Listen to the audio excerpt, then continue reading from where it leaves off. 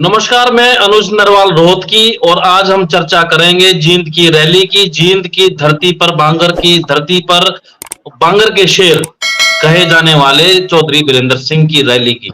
Rally में क्या रहा, क्योंकि कल भी हमने चर्चा की थी कि रैली में वो क्या-क्या कर सकते हैं और क्या-क्या चीजें हो सकती हैं, और आज रैली हो चुकी है। और उसमें बीरेंद्र सिंह से लोगों को क्या उम्मीद थी और जो कितना वो खरा उतरे, उनके भाषण में क्या रहा, उनके बेटे बृजेंद्र सिंह ने क्या कहा, उनके क्या मायने हैं, क्या सियासी मायने हैं, उन तमाम बिंदुओं के ऊपर हम चर्चा करेंगे। हमारे साथ हैं प्रद्युमन जोशीला जी, राजनीतिक विश्लेषक हैं। प्रद्युमन जी, स्वागत है आपका। जी धन्यवाद डॉक्टर साहब। आज जो बांगर की जो धरती है जींद, उसमें शक्ति प्रदर्शन तो ठीक ठाक रहा मेरे हिसाब से। आपका क्या कहना है भीड़ भीड़ के हिसाब से? मेरे हिसाब से ठीक ठाक से भी ज्यादा बढ़िया रहा। जितनी हम्म। उम्मीदें चौधरी बीरेंद्र सिंह और उनके सांसद बेटे बृजेंद्र सिंह को थी, उससे काफी ज्यादा संख्या में लोग आए। और सबसे बड़ी बात ये थी कि ये वो समय था 2 अक्टूबर का, जब एक तरफ तो जीरी की फसल में जो किसान लगा हुआ है, कपास की फसल में लगा हुआ है, जहां मजदूर तक नहीं मिल रहे किसानों को उस समय, और ज्यादातर नहीं बल्कि 99% लोग खेती और किसानी से जुड़े हुए ही इस रैली में आए हुए थे। दूसरी सबसे बड़ी बात रैली की ये रही कि जब तक चौधरी बीरेंद्र सिंह ने जय हिंद नहीं बोल दिया आखिरी तक, आखिरी वक्ता लगभग 3:30 बजे उनका भाषण खत्म होता है, तब तक वहां से अधिकतर लोग हिले नहीं, वो वहीं रहे। और एक और जो विशेष बात यह थी कि महिलाओं की बड़ी भारी तादाद बांगर की धरती पर देखने को मिली, जिसमें एक बड़ा योगदान श्रीमती प्रेमलता जी, जो चौधरी बीरेंद्र सिंह की धर्मपत्नी हैं, उनका विशेष योगदान रहा। और बड़ी भारी तादाद में महिलाएं इस रैली में आई। हम्म। सबसे बड़ी बात अगर देखें, पिछले काफी समय से हम और आप दर्शक सभी देख रहे हैं कि अधिकतर रैलियों में रागनी कलाकारों और जो बड़े बड़े स्टार जो होते हैं कलाकार, उनको बुला करके भीड़ जुटाई जाती है, जो हम्म। हमने अभी पीछे भी देखी थी एक रैली में। लेकिन इस रैली में कोई बड़ा चेहरा नहीं था, कोई बड़ा कलाकार नहीं बुलाया गया। उसके बावजूद इतनी भारी तादाद में लोगों का आना, और कुर्सियां तो छोड़ो, जितने लोग कुर्सियों पर थे उससे ज्यादा बाहर थे, रोडों से हम्म। लेकर के। और जो एकलव्य स्टेडियम था, उस एकलव्य स्टेडियम के जो बैठने की जगह थी, जहां खिलाड़ी बैठते हैं, दर्शक बैठते हैं, वो भी तमाम खचाखच भरा हुआ था। भीड़ के लिहाज से सिंगल पर्सन की रैली में इस रैली को 100/100 नंबर दिए जाएंगे। मतलब ये कहें कि दाने बचे हुए हैं अभी बीरेंद्र सिंह में। जी बिल्कुल, आज ये क्लियर हो गया कि बांगर का जो बूढ़ा शेर है वो अभी जवान है। और उस हाँ। शेर की जो हुंकार सुनने के लिए लोग आए हुए थे, वो निश्चित रूप से किसी और को सुनने के लिए नहीं आए थे, ना कोई बड़ा चेहरा रैली में था, सिर्फ वो हम्म। चौधरी बीरेंद्र सिंह की बात सुनने के लिए आए थे, और जिसको उन्होंने तो आखिरी शब्द तक सुना। जी, प्रद्युमन जी, इसमें दो चीजों के मैं बीच में, बहुत कई लोगों ने, कई एक्सपर्ट थे, चाहे वो देवेंद्र शर्मा हो और तमाम लोग थे, लेकिन मैं दो भाषणों की इसमें चर्चा करना चाहूंगा। एक बृजेंद्र सिंह, जो बीजेपी के हिसार से सांसद हैं, चौधरी बीरेंद्र सिंह के बेटे हैं। उनका भाषण हुआ, उन्होंने बड़ी मार्मिक सी अपील कर दी कि कहीं आप मेरा भविष्य और कैसा रहेगा, ठीक रहेगा गलत रहेगा, उसको मत देखना, आप फैसला ले लेना। तो उसको किस तरीके जी, से देखते हैं उस अपील को? एक तो अपील से पहले मैं एक बात बताऊं, इस रैली में चौधरी बीरेंद्र सिंह की तीसरी पीढ़ी भी उपस्थित थी। खुद हम्म। बृजेंद्र सिंह की पत्नी और बृजेंद्र सिंह का लड़का दोनों रैली में मुख्य मंच पर मौजूद थे। और बृजेंद्र सिंह ने बड़े साफ शब्दों में कहा कि पिताजी, आपने 52 साल राजनीति कर ली, अब जरूरी नहीं है कि हम सारी उम्र राजनीति ही करें। आपको जो भी फैसला लेना है, आप मेरा भविष्य मत देखिए, आपके दिल में जो चीज है वो आप करिए। इसका एक तो तात्पर्य ये है कि आज भी बेशक उनका बेटा सांसद है, लेकिन परिवार में जो फाइनल अथॉरिटी है वो आज भी चौधरी बीरेंद्र सिंह है। जो हम्म। फैसला चौधरी बीरेंद्र सिंह लेंगे, वो प्रेमलता भी और बृजेंद्र सिंह भी मानेंगे। क्योंकि हम्म। आज की ये कड़वी सच्चाई आज की राजनीति की ये है कि बहुत से बाप बेटे भी अलग अलग पार्टियों में हैं, पति पत्नी भी अलग अलग पार्टियों में हैं, लेकिन कम से कम यहाँ ये तो क्लियर है कि एक परिवार के 3 लोग राजनीति में हैं और तीनों एक झंडे और एक आदमी के नीचे काम करने के लिए तैयार हैं, 5 साल सांसद रहने के बावजूद भी। दूसरा, बृजेंद्र सिंह ने यह भी क्लियर कर दिया कि वो भविष्य में भी राजनीति चौधरी बीरेंद्र सिंह की छत्र छाया में ही करेंगे, जैसा वो पिछले 4.5 साल से कर रहे हैं। वो जब एमपी बने, ठीक है, मोदी लहर एक अलग बात है, लेकिन वो आज भी उनकी अगर कहीं कोई पहचान है तो वो बेशक वो आईएएस रहे हैं, लेकिन उनकी पहचान इस चीज से है कि वो चौधरी बीरेंद्र सिंह के बेटे हैं। मैं एक बात और बताना चाहूंगा जो आज से लगभग 1 साल पहले बृजेंद्र सिंह जी ने मुझे बताई थी, और बड़ी रोचक बात यह है कि जब संसद के सेंट्रल हॉल में ये तमाम सांसद बैठते हैं और कुछ एक चुनिंदा आईएएस सांसद भी हैं जो बीजेपी से चुन करके गए हुए हैं, तो बृजेंद्र सिंह जी ये बताते हैं कि फला, जब परीक्षा आपस में होता है कि ये फला आईएएस है, ये फला आईएएस है, और जब मेरी बारी आती है तो मुझे सब ये कहते हैं कि ये चौधरी बीरेंद्र सिंह का लड़का है। वहां कोई बोला मुझे आईएएस की संज्ञा नहीं देता, ना मुझे संसद में कोई आईएएस के नाम से जानता है। तो उन्होंने एक बार फिर से उस चीज पर मोहर लगा दी कि आज भी बृजेंद्र सिंह बेशक 4.5 साल से सांसद हैं, लेकिन वो आज भी चौधरी बीरेंद्र सिंह की छत्र छाया में ही राजनीति करेंगे। प्रद्युम्न जी, इस सवाल को थोड़ा सा ये भी देख सकते हैं कि वो याद तो नहीं दिला रहे थे कि देखिए मेरा भी भविष्य है, कहीं देख दाख के फैसला लेना, इसका ये भाव तो नहीं था? नहीं, आपकी बात भी ठीक है। हर जो भी कोई बात नेता बात कहता है, राजनीतिक आदमी अगर सांस लेता है तो उसका भी एक भावार्थ होता है और उसके पीछे उसका स्वार्थ भी होता है। तो यहाँ बृजेंद्र सिंह का अगर दूसरे एंगल से देखें तो ये भी निश्चित रूप से, क्योंकि अब उनके पास कोई ऑप्शन नहीं है सिवाय राजनीति करने की, क्योंकि नौकरी वो छोड़ करके आ चुके हैं।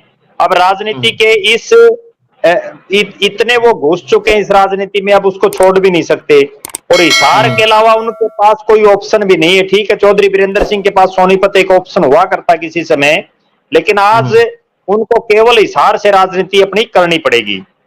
तो निश्चित रूप से आप जो बात कह रहे हो, दूसरे एंगल से ये बात भी हो सकती है कि वो अपनी भी याद दिला रहे हो। और पिताजी, मैं भी खड़ा हूं लाइन में, कहीं ऐसा ना हो आप तो फैसला ले लें, इलाज मेरा बन जाए। खैर, अभी जो जी, तो हम बात करेंगे बीरेंद्र सिंह के भाषण की। उन्होंने लगभग 35 मिनट के आसपास का भाषण दिया।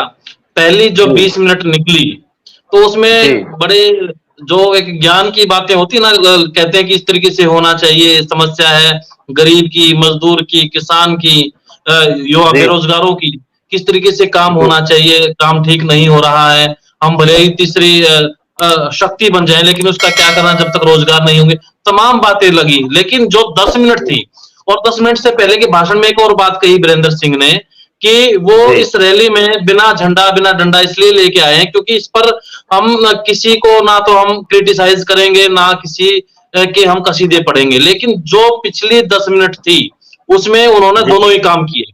उन्होंने जेजेपी को बड़ा कोसा और टीस नजर आई कि बीजेपी से बड़ा खतरा है उनको, और उसका इलाज बाहर निकले तो तब उनका ठीक ठाक लगे।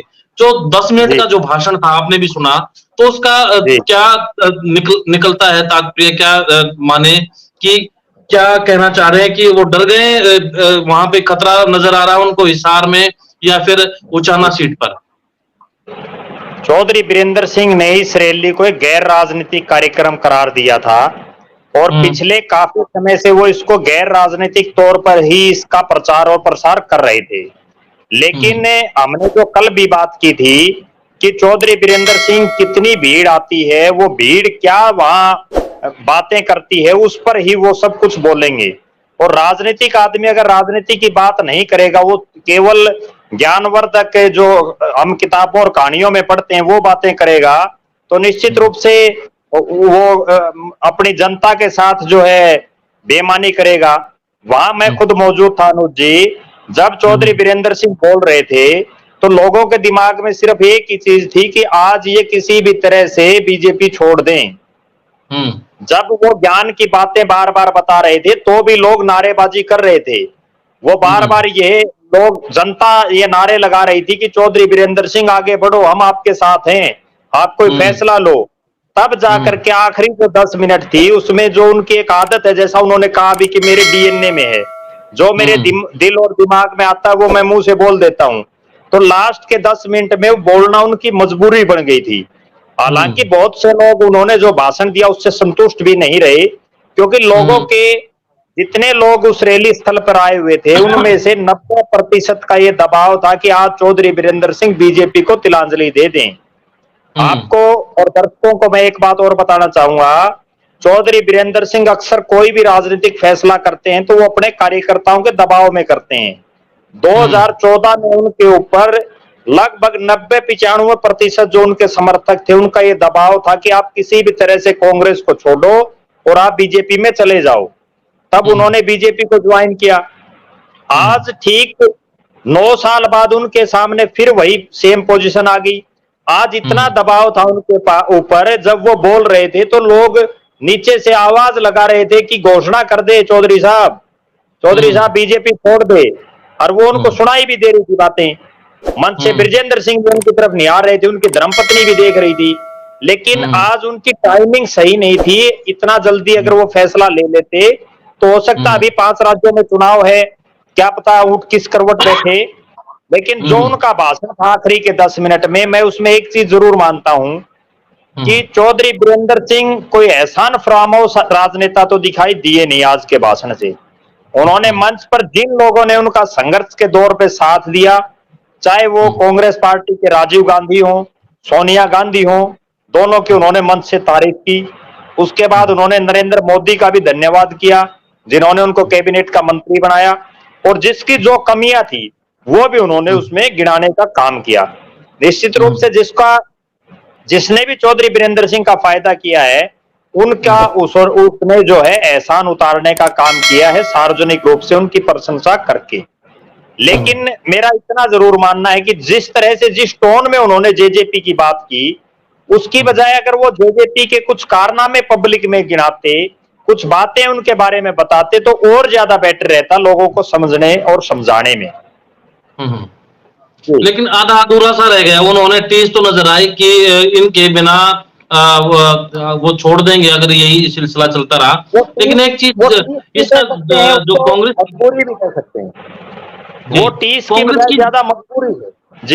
जी कांग्रेस की जो तारीफ की उन्होंने, राजीव गांधी की बात की, और जिस तरीके से वो किस्सा भी सुनाया कि उन्होंने कांग्रेस क्यों छोड़ी, और उसके बाद वो फिर मुंह कर गए यहाँ पर बीजेपी की तरफ। बीजेपी के साथ उन्होंने कई नेताओं के नाम गिनाए जो बीजेपी जो कांग्रेस से भाजपा में शामिल हुए थे, और उन्होंने ये भी बताया कि किस तरीके से ये जो बीजेपी बनी है हरियाणा में खास तौर पर, तो वो कांग्रेस के उन लोगों का योगदान भी है उसमें। और साथ साथ एहसान के साथ साथ उन्होंने ये भी बताया कि अगर वो जेजेपी के साथ चलते हैं तो वो छोड़ देंगे। लेकिन यहाँ पर जेजेपी वाले जिद क्यों पकड़े हुए हैं? अगर कोई कद्दावर नेता है तो उसमें दिक्कत क्या है? क्योंकि इतने दिन खुद कह रहे हैं कि 42 साल की राजनीति, और अभी तो अगर दुष्यंत चौटाला की पार्टी की बात करें या जेजेपी की बात करें या दुष्यंत चौटाला की खुद की बात करें तो उनके आगे वो बहुत बच्चे हैं अनुभव के आधार पर। तो उनसे इतना डर क्यों लग रहा है उनको? सिर्फ उनमें डर का सबसे बड़ा कारण क्या है कि उनकी धर्मपत्नी लगभग 50,000 वोटों से चुनाव हार चुकी है, और जिन 2 सीटों पर चौधरी बीरेंद्र सिंह क्लेम करते हैं, हिसार लोकसभा और उचाना विधानसभा, उन्हीं दोनों सीटों पर जेजेपी का क्लेम है। निश्चित रूप से हिसार लोकसभा में तो हम मान सकते हैं कि ब्रजेंद्र सिंह को क्या पता बीजेपी दे भी दे, लेकिन समझौते में उचाना की सीट तो जेजेपी के खाते में जाएगी क्योंकि उनका सिटिंग विधायक 50,000 वोटों से जीत रहा है। अगर उचाना चौधरी बीरेंद्र सिंह के हाथ से निकल गया तो उनकी राजनीति खत्म हो जाएगी, सीधी और साफ स्पष्ट बात है। क्योंकि हिसार लोकसभा से पहले उनके लिए उचाना सबसे जरूरी है, और वो उचाना पीछे भी हमने देखा होगा, प्रेमलता जी ने भी एक बात कही कि हर हालात में हम उचाना से चुनाव लड़ेंगे चाहे हमें निर्दलीय क्यों ना लड़ना पड़े, और वही टीस आज चौधरी बीरेंद्र सिंह के दिमाग में थी। और असली जो टीस है, बल्कि मेरा तो निजी रूप से ये मानना है कि उनको इस तरह से जेजेपी पर टारगेट नहीं करना चाहिए था जैसा उन्होंने किया। वो जेजेपी के द्वारा किए गए जो जिस भ्रष्टाचार का वो जिक्र कर रहे थे उसको उजागर करते कम से कम, तो हम मानते। उन्होंने तो बिल्कुल कंडीशन लगा दी कि जेजेपी के साथ अगर समझौता होगा तो मैं बीजेपी, हम यहां नहीं रहेंगे, बीजेपी छोड़ देंगे। सबसे बड़ी बात सिर्फ यही है कि जिस जींद की बांगर के इलाके में चौधरी बीरेंद्र सिंह की राजनीति चलती है, हिसार और जींद में उन्हीं दोनों जगहों पर जेजेपी का होल्ड है। ये सबसे बड़ी समस्या है बीरेंद्र सिंह के लिए। अगर जेजेपी को जितनी ज्यादा वेटेज बीजेपी देगी, बीरेंद्र सिंह की राजनीति उतनी धूमिल होती जाएगी। और एक चीज और मैं आपको बताना चाहूंगा, हालांकि कई और नेता हैं जिनकी को राजनीतिक खतरा है जेजेपी से, लेकिन सबसे बड़ा खतरा चौधरी बीरेंद्र सिंह और उनके परिवार को है, और वही सबसे ज्यादा उनकी खिलाफत कर रहे हैं आज के दिन। तो कुल मिला के जी। जो छोड़ने वाला जो उम्मीद थी, जो आपने बताया कि जो भीड़ में से जब वो भाषण दे रहे थे तो लोग कह रहे थे कि अनाउंसमेंट करें छोड़ने की, तो जी। छोड़ क्यों नहीं देते? ये विकल्प नजर नहीं आ रहा उनको क्या? कांग्रेस में दरवाजे बंद हैं और इनेलो है, चाहे आम आदमी पार्टी है, तो जो हरियाणा की अगर स्थिति देखें तो विकल्प नहीं है सामने, इसलिए ये लेट लतीफी कर रहे हैं, या फिर कुछ और वजह आप समझते हैं कि और कुछ वजह होगी चौधरी बीरेंद्र सिंह की इस लेट लतीफी में, जो फैसले में जो दिखाई दे रही है? उनके उनके सामने सबसे बड़ी समस्या ये है कि कांग्रेस आला कमान में तो आज भी उनकी ठीक है, श्रीमती सोनिया गांधी और उनके परिवार के साथ ठीक ठाक संबंध है, लेकिन जो चौधरी भूपेंद्र सिंह हुड्डा जिनका वो बाकायदा कई बार जिक्र भी करते हैं कि जब मुझे मंत्री, आज भी उन्होंने रैली में जिक्र किया कि मुझे जब मंत्री पद मिल रहा था, राष्ट्रपति भवन से मुझे लेटर आ गया था, उसके बावजूद 4 घंटे पहले मुझे ये कहा गया कि सॉरी चौधरी बीरेंद्र सिंह, आपको आगे देखेंगे। तो आज भी वो चौधरी भूपेंद्र सिंह हुड्डा उनसे बड़े, बेशक बीरेंद्र सिंह उनसे पुराने नेता हैं, लेकिन कांग्रेस में आज भी चौधरी भूपेंद्र सिंह हुड्डा का उनसे बड़ा कद आज भी है। और उनका सबसे बड़ा भय इसलिए है कि जाट राजनीति के एक चेहरे चौधरी बीरेंद्र सिंह हैं, और जाट ही राजनीति के चेहरे चौधरी भूपेंद्र सिंह हुड्डा है, और वो उनसे बड़े हैं। तो लिहाजा कांग्रेस में उनको अगर काम करना होगा तो मुख्यमंत्री वाली कुर्सी तो कहीं नजदीक आज के दिन तो दिखाई दे नहीं रही। उनको चौधरी भूपेंद्र सिंह हुड्डा या एसआर के गुट के साथ काम करना पड़ेगा, और अगर उनको किसी के नीचे ही काम करना तो फिर वो बीजेपी में ही कर लेंगे। कम से कम बीजेपी ने उनको केंद्र में मंत्री बनाया, बेटे को सांसद बनाया, धर्मपत्नी को विधायक बनाया। आज वो सही मायने में बीजेपी, इसमें आज की रैली के भी 2 अलग अलग तात्पर्य हो सकते हैं। एक तात्पर्य तो ये हो सकता है कि वो एक बड़े चेहरे के रूप में आज उभर करके आ गए, आज उनको भी अपनी ताकत का पता चल गया कि 5 साल बाद मेरी कितनी ताकत अभी बाकी है। हो सकता है बीजेपी इस दबाव में उनको कहीं ना कहीं एडजस्ट कर दे, और उस एडजस्ट में उनको फायदा हो जाए राजनीतिक रूप से। दूसरा, अगर वो किसी और पार्टी में जाने की भी सोचे, चाहे वो कांग्रेस में या आम आदमी पार्टी की भी पीछे चर्चाएं थी, तो वहां भी उनको मान और सम्मान मिल सके। सबसे बड़ी लड़ाई आज मैं जो समझ पा रहा हूं, चौधरी बीरेंद्र सिंह की मुख्यमंत्री बनने की नहीं दिखाई दे रही। उनकी सबसे बड़ी लड़ाई हिसार लोकसभा और उचाना को बचाने की है, क्योंकि अगर ये दोनों नहीं बचेंगे तो वो राजनीतिक रूप से आगे नहीं बढ़ पाएंगे। और फैसला वो इसलिए नहीं ले पा रहे क्योंकि अभी 5 राज्यों में चुनाव होना है। उन 5 राज्यों में क्या रिजल्ट रहता है, उस पर सारी राजनीति वो अपने आगे भविष्य की तय करेंगे। उससे पहले कोई डिसीजन लेने की आज की पोजीशन में वो दिखाई नहीं दे रही। तो कुल मिला के चक्रव्यूह में तो है चौधरी बीरेंद्र सिंह, उनको अभी विकल्प खुले नहीं है। जैसे आपने कहा कि कांग्रेस में भूपेंद्र सिंह हुड्डा, और आम आदमी पार्टी में अभी कहीं बात चली नहीं। इनेलो भी हाशिए पर खुद है, तो वो किस तरीके से आगे सरवाइव करेंगे, क्योंकि वहां भी जाट राजनीति है, जो चौटाला परिवार हो चाहे बीरेंद्र सिंह परिवार हो।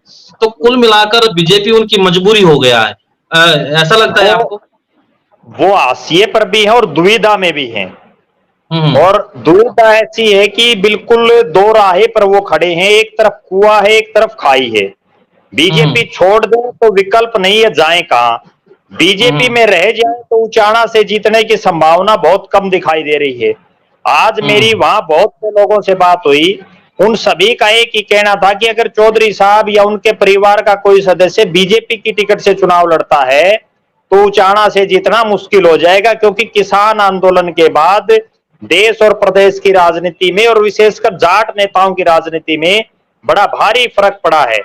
आज अगर आप उनके भाषण का भी कंक्लूजन देखें तो उन्होंने किसानों के ऊपर और किसान आंदोलन के ऊपर बड़ा फोकस रखा। उन्होंने यहां तक कहा कि देश के जिस कैबिनेट में वो मंत्री रहे और उन्होंने 2-2 हजार रुपए की जो स्कीम किसानों के लिए दी थी, 6,000 रुपए वार्षिक, उस पर भी उन्होंने बड़े कटाक्ष किए और सीधे शब्दों में कहा कि हम कोई खैरात नहीं मांग रहे, हमें अपना हक चाहिए। तो निश्चित रूप से वो पजल टाइप में, जिसको हम बोलते हैं ना कि दुविधा है, वो दुविधा में ज्यादा दिखाई दे रहे हैं चौधरी वीरेंद्र सिंह, और कोई रास्ता आज के दिन उनको दिखाई नहीं दे रहा। और इतनी भीड़ जो आई, जिसकी उम्मीद से ज्यादा भीड़ आई, अब वो और ज्यादा फंस गए हैं डिसीजन लेने में। और मैं एक चीज और बताऊं अनुज जी, अगर उन्होंने महीने 2 महीने में कोई फैसला ले लिया तो ठीक है, अगर जितना आज के दिन वो लेट करेंगे उतने उनके समर्थक उनसे जो है नाराज होने शुरू हो जाएंगे।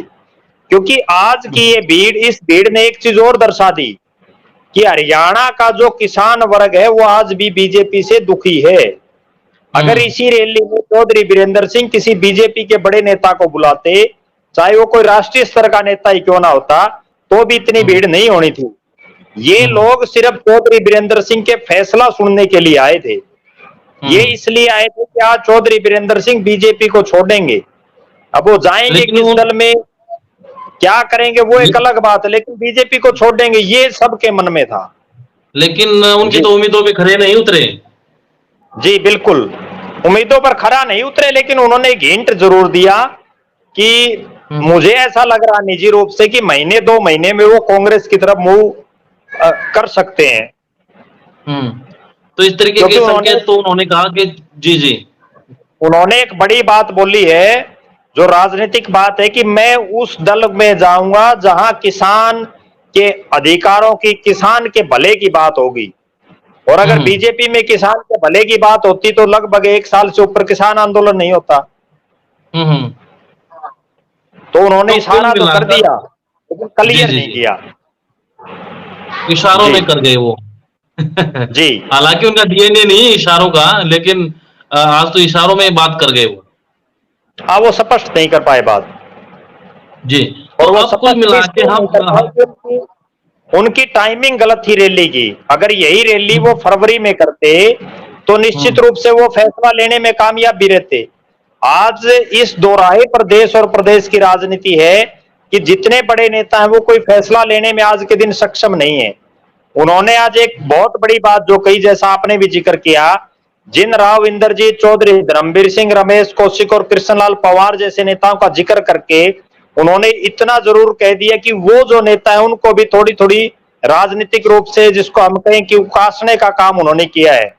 उन्होंने उनको भी ये कहा है कि आप भी, आपकी वजह से बीजेपी सत्ता में है, आप भी सो मत, थोड़े थोड़े जागो। तो वही है कि जो मैं सोच रहा हूं कि उनका जो ब्रिजेंद्र का जो भाषण था वो कानों में गूंज रहा होगा उनको, फैसला लेने में कहीं न भविष्य की बात है तो, क्योंकि 42 साल का काफी बड़ा सफर होता है, आदमी संतुष्ट भी हो सकता है अगर बेटा आगे बढ़े तो। 52 साल का, 42 साल का कांग्रेस में और 10 साल का बीजेपी में। हाँ, 52 साल का अगर अनुभव है तो काफी हो जाता है, लेकिन बेटे का जो भविष्य का है उसलिए वो शायद वो अटके हुए हैं इस फैसले को लेकर। लेकिन जो रैली के बाद जो माहौल था, आप तो वहां थे, तो लोगों में क्या बातचीत थी, जो फिर उसमें क्या बातचीत कर रहे थे लोग, किस तरह की चर्चाएं थी? देखो, रैली खत्म होने के बाद भी चौधरी वीरेंद्र सिंह और ब्रिजेंद्र सिंह जब नीचे उतरे स्टेज से, तब भी लोगों ने उनको ये कहा, और देसी भाषा में, क्योंकि वो जो बांगर का एरिया है वो बिल्कुल देहाती बेल्ट है, लोगों ने ये कहा कि चौधरी साहब घबराओ मत, अगर आपने बीजेपी को लात मारनी है, बीजेपी छोड़नी तो छोड़ दो, हम आपके साथ हैं, आप जो फैसला लोगे हम उस पर फूल चढ़ाने का काम करेंगे। और चौधरी वीरेंद्र सिंह और ब्रिजेंद्र सिंह और उनका पूरा परिवार रैली में आई हुई भीड़ से इतना उत्साहित था कि मानो ब्रिजेंद्र सिंह कैबिनेट में मंत्री बन गया हो, क्योंकि उनके दिमाग में ये चीज थी बहुत से लोगों के कि चौधरी वीरेंद्र सिंह अब चला हुआ कारतूस हो चुका है, वो राजनीतिक रूप से जो है फेलियर होते जा रहे हैं। लेकिन इस रैली ने यह स्पष्ट कर दिया कि बांगर का शेर अभी बूढ़ा नहीं हुआ है, अभी वह आखिरी दाड़ मारने के लिए प्रयास में है। अभी कोई अभय सिंह चौटाला का जो बयान आया, एक थर्ड फ्रंट भी बन सकता है क्या? इस तरीके की उम्मीदें लगा सकते हैं कि हरियाणा में ऐसा भी हो जाए कि कांग्रेस घास ना डाले चौधरी वीरेंद्र सिंह को, तो एक पार्टी के तौर पर या वो आए और साथ में चाहे वो इंडिया में शामिल नहीं होंगे तो जो इनेलो है तो उनके साथ गठबंधन, और फिर एक और पार्टी बचती है बसपा, बहुजन समाज जी पार्टी, तो उनका भी जी गठबंधन होकर थर्ड फ्रंट हरियाणा में देखने को मिल सकता है। जी, देखो इसमें भी सच्चाई है, और पिछले लगभग 1.5 साल से अभय सिंह चौटाला इस प्रयास में है कि किसी भी तरह से चौधरी बीरेंद्र सिंह उनके साथ आ जाए। 25 हम्म मार्च 2022 को जब चौधरी बीरेंद्र सिंह की जन्म दिवस पर जो उनका 50 साल का राजनीतिक कैरियर था, उसके ऊपर जो उचाणा में कार्यक्रम था, वहां भी अभय सिंह चौटाला ने बड़ी बेबाकी से सार्वजनिक रूप से एक बात कही कि हम चौधरी हम्म बीरेंद्र सिंह जो रास्ता दिखाएंगे उस पर चलने के लिए तैयार हैं। आज भी हम्म उन्होंने ये बात कही है कि चौधरी बीरेंद्र सिंह और हम इकट्ठे होकर के थर्ड फ्रंट बना सकते हैं। और जी जी। रैली स्थल में मंच पर इनेलो के नेता भी उपस्थित रहे, हम्म जिससे ऐसा लग रहा है कि दोनों की मजबूरी है। अगर कांग्रेस और बीजेपी दोनों से तारतम्य नहीं खाता, दोनों ही पार्टियों का, दोनों ही नेताओं का, तो निश्चित रूप से थर्ड फ्रंट बन सकता है, कोई बड़ी बात नहीं है। इसमें ना हम्म केवल बीएसपी बल्कि हरियाणा प्रदेश की कुछ और जो छोटी छोटी पार्टियां हैं वो भी इनके हम्म साथ आ सकती हैं। और जी। आने के तो बाद इसका इतना तो निश्चित है, अगर ये थर्ड फ्रंट बन जाता है तो उचाणा हम्म से बीरेंद्र सिंह की जीत आसान हो जाएगी। हम्म तो आज की रैली जी में तो ये कह सकते हैं कि खोदा पहाड़ निकली जेजेपी। जी बिल्कुल, ये तो मैंने वहां भी बहुत से जब मेरे से नेताओं ने पूछा तो यही बात कही कि खोदा पहाड़ और निकली जेजेपी। एक और खास बात बताऊं, कल जो हम्म हम बात कर रहे थे कि चौधरी बीरेंद्र सिंह किसको अपनी आवाज सुनाना चाहते हैं, हाँ, उन्होंने वो भी इसका भी अपने जिक्र अपनी जो बात थी उसका भी वहां बार बार जिक्र किया कि कुछ साथी ये कह रहे हैं कि चौधरी हाँ, बीरेंद्र सिंह किसको अपनी आवाज सुनाना चाहते हैं। उन्होंने तो उस आज पर भी जो स्पष्टीकरण अपनी, दे दिया। जी बिल्कुल, अपनी जो क्लैरिफिकेशन है वो उन्होंने दी उस चीज पर। और हम्म उन्होंने स्पष्ट बताया कि मैं किसको आवाज सुनाना चाहता हूं और क्यों सुनाना चाहता हूं। हम्म तो कुल जी मिलाकर आज की जो रैली में ये रहा कि कंफ्यूजन है, कहीं ना कुछ पक भी रहा हो, क्योंकि राजनेता सीधे तौर पर कुछ करते कुछ हैं, दिमाग में कुछ चल रहा होता है, प्लानिंग कुछ चल रही आज होती है, लेकिन एक आज एक हिस्सा। की एक बात और जी। मैं बताना चाहूंगा, लोग इतने उत्सुक थे चौधरी बीरेंद्र सिंह के कांग्रेस में जाने की बात सुनने के लिए, जब हम्म क्योंकि राजनीतिक आदमी, जैसा मैंने अभी बताया कि सांस लेता है तो उसके भी एक मायने होते हैं। चौधरी हम्म बीरेंद्र सिंह ने एक बात कही कि जब मैंने नरेंद्र मोदी से बात की बीजेपी ज्वाइन करने के लिए, तो उससे पहले मैं श्रीमती सोनिया गांधी से मिलके आया, हम्म जिसको लोगों ने इस तरह से समझा कि आज मैं श्रीमती सोनिया गांधी से मिलके आया, हम्म और वो बड़े उत्साहित दिखाई दिए। और बहुत से उनके जो कार्यकर्ता, जो समर्थक थे नेता टाइप में, वो भी लोगों को इस तरह से कंफ्यूज कर रहे थे कि आज चौधरी बीरेंद्र सिंह सोनिया गांधी हम्म से मिलकर के आए हैं। जब हम्म उन्होंने ये बात कही तो लोगों की तालियां और किलकी, और इस तरह से उन्होंने स्वागत किया चौधरी बीरेंद्र सिंह का कि मानो आज वो कांग्रेस ज्वाइन कर रहे हैं सही मायनों में।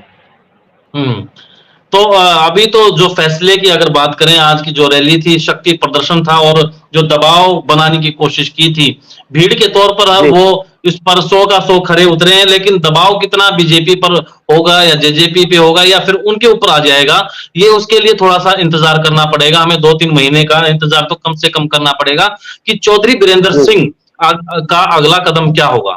प्रद्युमन जी, जी आपने पूरी तफसील से बताया रैली के बारे में और तमाम पहलुओं के बारे में। बहुत बहुत धन्यवाद।